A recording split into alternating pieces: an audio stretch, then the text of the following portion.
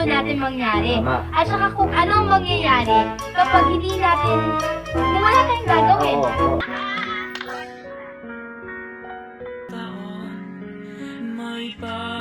Kapag hindi natin, kung wala tayong gagawin. Oo. Kuya, Ako yung magpapaliwanag para maintindihan nila.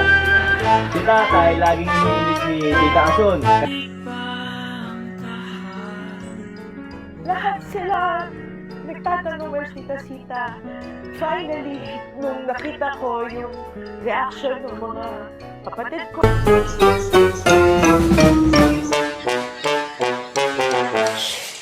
Sa home, ano ba? Andun pa rin yung closeness, nandun pa rin yung warmth.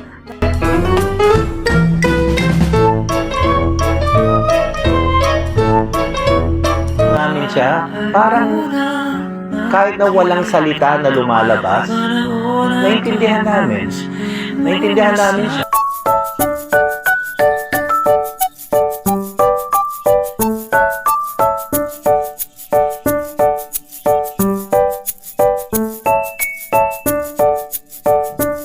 Ito na, unti-unti, kompleto na kami.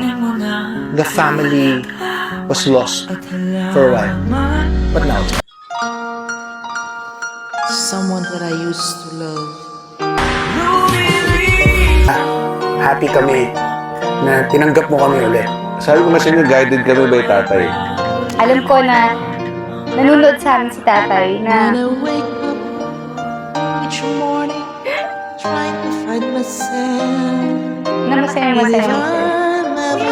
Ako yung magpapaliwanag para I maintindihan always nila. remind Si tatay, myself, laging iniinis ni... though you're someone in this world that I always choose to love. From now on, you're only someone that I used to